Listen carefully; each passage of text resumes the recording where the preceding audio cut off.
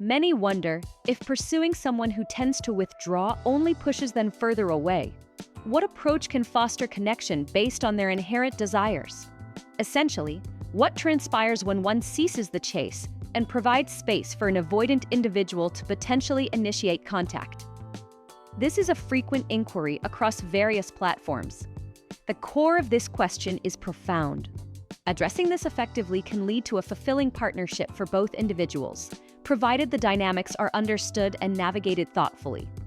Why is this topic so prevalent? For those unfamiliar, my focus has been the study of attachment and relationships for over 15 years, assisting numerous individuals in comprehending these intricate dynamics. It's noteworthy that discussions surrounding avoidant attachment often lean towards negativity. However, for those who deeply care for an avoidant person and aspire to build a lasting relationship, a different perspective is needed. Understanding the fundamental requirements of an avoidant partner within a relationship is crucial for success. To cultivate a genuine connection, it's often necessary to release the urge to pursue, even if the prospect of distance is unsettling. It is through this space that trust and respect can develop, potentially leading them to draw closer.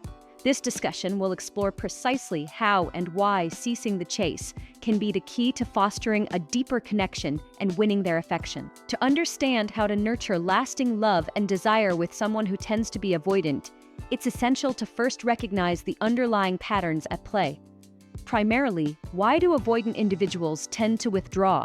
Avoidance often stems from early life experiences, perhaps in the first few years, where interactions with significant figures were inconsistent or unkind. These experiences can lead to a deep-seated belief that others are unreliable. Consequently, emotional closeness and trust are perceived as significant risks, recalling times when vulnerability led to disappointment by those meant to provide care. These individuals may operate in a protective mode, believing they must rely solely on themselves.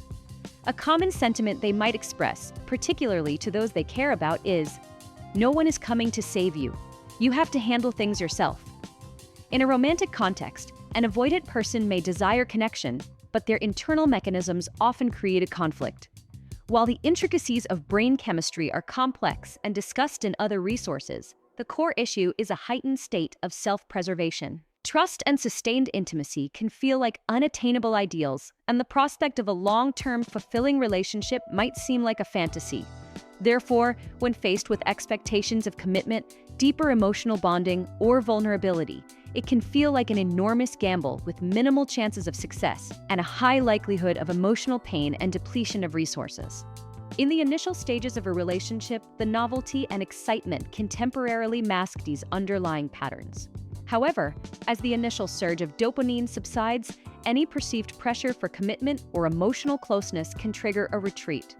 This withdrawal might manifest as a lack of communication for a period, sometimes referred to as ghosting or stonewalling. This retreat often triggers a desire to pursue in the other partner, particularly if they have an anxious attachment style. Anxious attachment often develops from early experiences where care was inconsistent, leading to a core belief of being unworthy of having one's needs met. Consequently, abandonment can reactivate these deep-seated feelings. The instinct is to try and regain connection by making the other person happy, loved, and fulfilled, often in an attempt to prevent them from leaving. This can create a cycle of pursuit. Even those without a predominantly anxious attachment style can experience a similar response, especially if a strong bond has formed through the release of oxytocin, often called the love hormone. This neurochemical connection can create a sense of deep attachment and security. When withdrawal occurs, it can generate feelings of distress and a desire to restore that connection, akin to a withdrawal response. This pain and the urge to resolve the situation immediately often fuel the chase. The intention is to protect the relationship and one's own emotional well-being. While this instinct is understandable, with an avoidant individual, this pursuit can be counterproductive. The feeling of being pressured is precisely what they seek to avoid. Unlike someone with a more secure attachment style, who might respond positively to open communication, an avoidant person perceives pursuit as a threat to their autonomy and can withdraw further. Consider the analogy of a wary cat that has been hurt previously. As it cautiously approaches, the worst response is to suddenly grab it and overwhelm it with affection. This will likely result in fear and a swift retreat. The more effective approach is to remain calm and allow the cat to approach at its own pace. It is crucial to clarify that advocating against chasing does not equate to passivity or neglecting one's own needs. Asserting boundaries and expressing needs are vital in any healthy relationship. However, with an avoidant partner, the manner in which these are communicated is paramount. For an avoidant person, being pursued can reinforce the feeling that their boundaries are not respected and that the other person's needs take precedence over their own comfort. Their internal dialogue might sound like, "This person doesn't care that I'm feeling overwhelmed. They only care about their own desires." This can lead to increased distance and, in some cases, the end of the relationship, not because of a lack of underlying affection, but as a direct result of the pursuit. The cycle of chase and withdrawal can be deeply damaging. The pursuing partner experiences increased pain, anxiety, and confusion, often leading to even more intense efforts to reconnect, further exacerbating the avoidant partner's need for space. This pattern can repeat, breeding resentment and frustration on both sides. The pursuing partner may feel perpetually rejected and powerless, while the avoidant partner may feel constantly pressured and misunderstood. Longing for breathing room. It is not to say that the avoidant partner bears no responsibility. Continuously withdrawing without communication is also a problematic pattern. Avoidant individuals need to address this tendency, as it reinforces the association of withdrawal with relief. Breaking this cycle requires conscious effort and a willingness to engage differently. The core issue often lies in the initial bonding process. A failure to establish a secure foundation can set the stage for this dynamic. While avoidant individuals may struggle with deep emotional connection and clearly expressing their needs, and anxiously attached individuals may inadvertently create pressure, the problem is systemic. Both partners need to evolve for a truly successful relationship. Understanding why chasing is detrimental is the first step. Now, how does one shift from pursuing to attracting? This is for those seeking to change this dynamic with an avoidant partner. Avoidant partners thrive when their significant other demonstrates strong self-regulation. This doesn't imply a lack of needs or emotions, but rather the capacity to manage and process them independently. This aligns with secure attachment, whether innate or developed through conscious effort. Having external sources of support for emotional processing, such as friends, family, or professionals, is essential.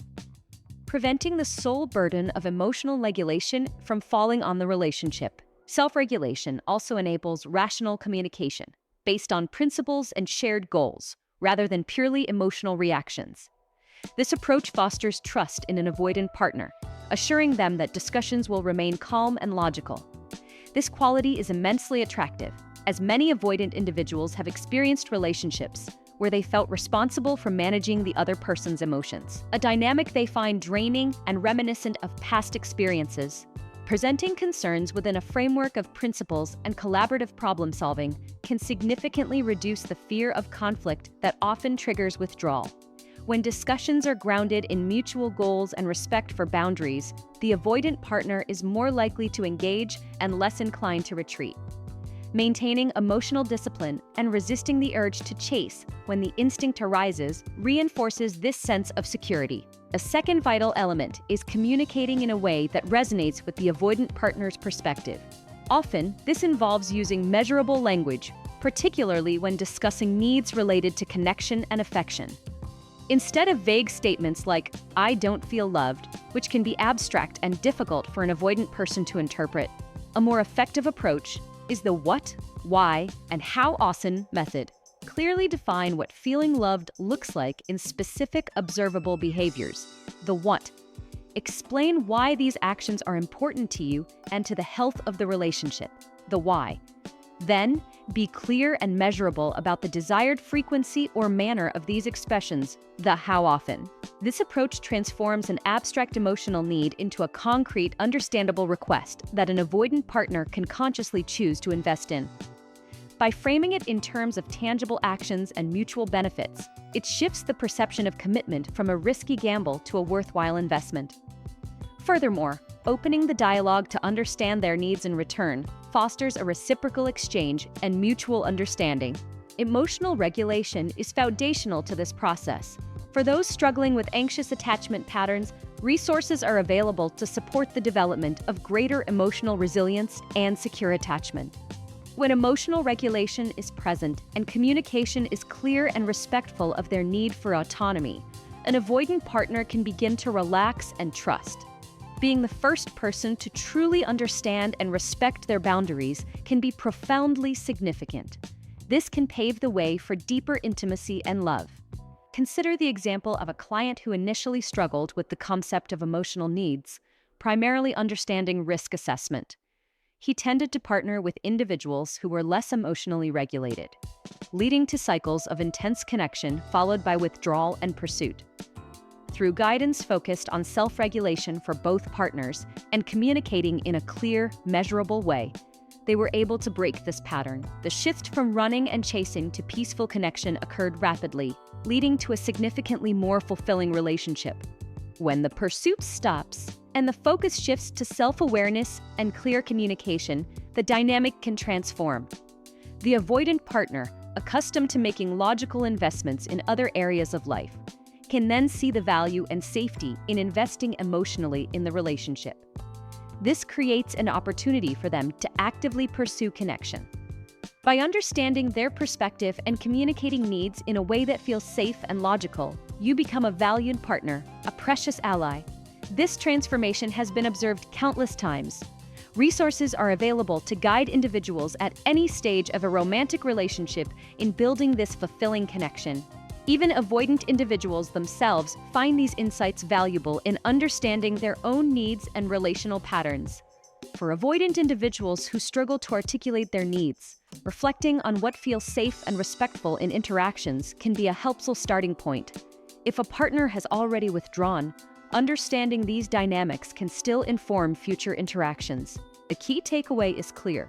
Chasing often leads to loss, while fostering attraction encourages pursuit and the potential for a lasting connection.